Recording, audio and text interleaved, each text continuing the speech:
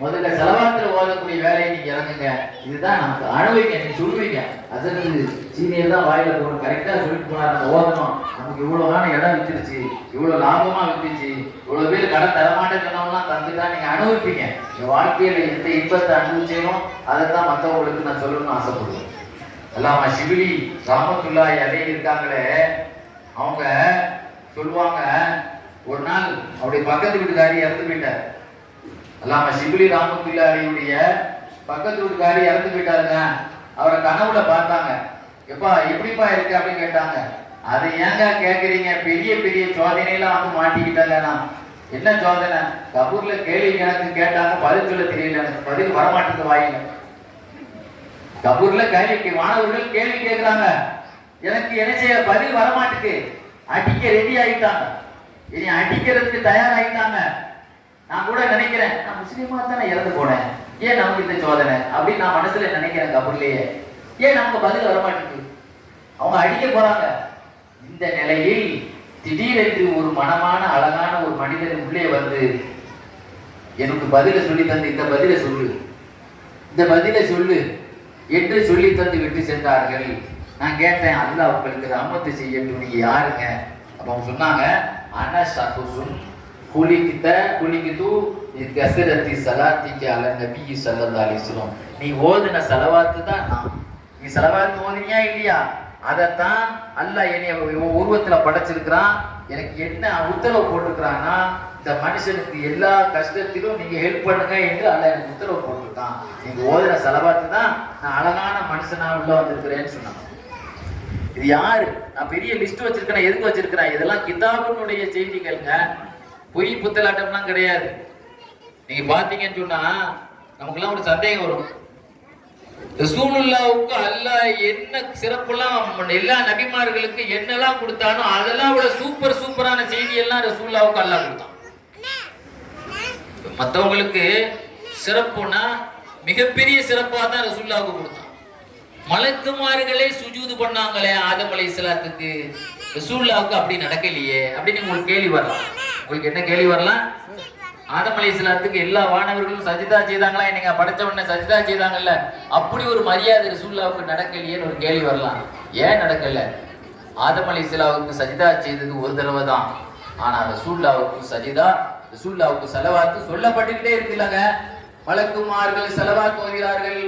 ஒரு தடவை செய்தது சிறப்பா, செய்து கொண்டே இருக்கக்கூடிய ஸலவாத்து சிறப்பா? இதனால சிறப்பு ரெண்டு. அந்த ஸலவாத்து சஜிதா என்பது ஒரு மரியாதை, ஸலவாத் என்பது வணக்கம். இது வணக்கம், ஸலவாத் என்பது எதுங்க?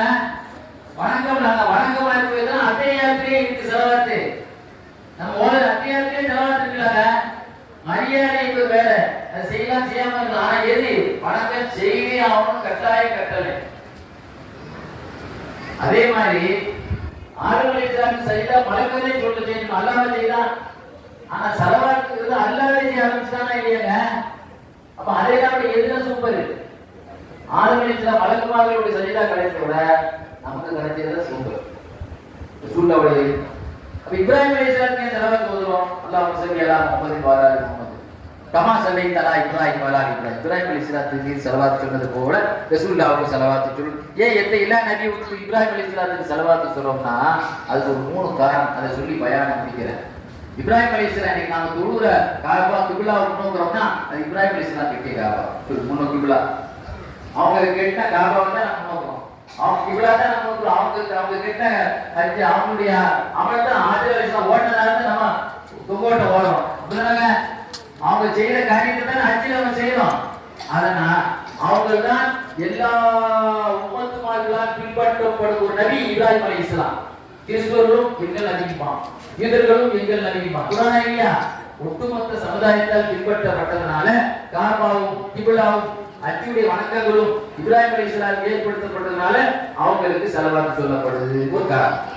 இன்னொரு காரணம் என்ன அப்படின்னு சொன்னா, ரசூலுல்லாஹ் இவங்க மேராஜ் இப்ராஹிம் அலைஹிஸ்ஸலாம் மேராஜுக்கு போகும்போது சொர்க்கத்துல ஒரு போர்டு பார்த்தாங்க, ஒரு அகலத்துல லா இலாஹ இல்லல்லாஹ் முஹம்மது ரசூலுல்லாஹ் எழுதப்பட்டது. இது யாரு அப்படின்னு கேட்ட உடனே பின்னால வரக்கூடிய முகம்மதுன்னு சொன்ன உடனே சொன்னாங்களா, யா அல்லாஹ் அந்த உம்மத்துமாருடைய வாயில என்னை புகழ வைப்பாயாக துவா செய்தாங்க. அதனால தான் இன்னைக்கு நாம என்ன செய்யறோம், இப்ராஹிம் அலைஹிஸ்ஸலாத்தை ஸலவாத்துல புகழ்ந்துட்டு இருக்கோம். சொல்லி புரியுதா உங்களுக்கு?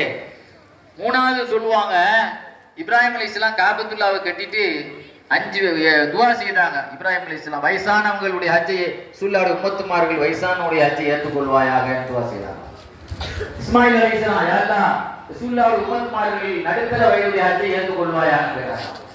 இசாக் அலைஹிஸ்ஸலாம் ரசூலுல்லாஹ்வுடைய உம்மத்துமார்களில் வாலிபருடைய ஹஜ்ஜை ஏற்றுக்கொள்வாயாக கேட்டாங்க. அதே மாதிரி ஆஜரா அம்மா ரசூலுல்லாஹ்வுடைய உம்மத்துமார்களில் அடிமைகளுடைய ஹஜ்ஜை ஏற்றுக்கொள்வாயாக கேட்டாங்க. சாரா அம்மா ரசூலுல்லாஹ்வுடைய உம்மத்துமார்களில் சுதந்திர பெண்களுடைய ஹஜ்ஜை ஏற்றுக்கொள்வாய். ஆக எல்லாருமே ரசூலுல்லாஹ்வுடைய உம்மத்துமார்களுக்கு இந்த ஃபேமிலி துவா செய்ததனாலதான் ரசூலுல்லாஹ்வுடைய ஸலவாத்தை அவர்களுக்கும் சொல்லப்பட்டது என்று சொல்லுகிறோம். கண்ணியத்துக்குரியவர்களே, ஸலவாத்துகளை நிறைய ஓதக்கூடிய பாக்கியத்தை அல்லாஹ் தந்தல் புரிவானாக.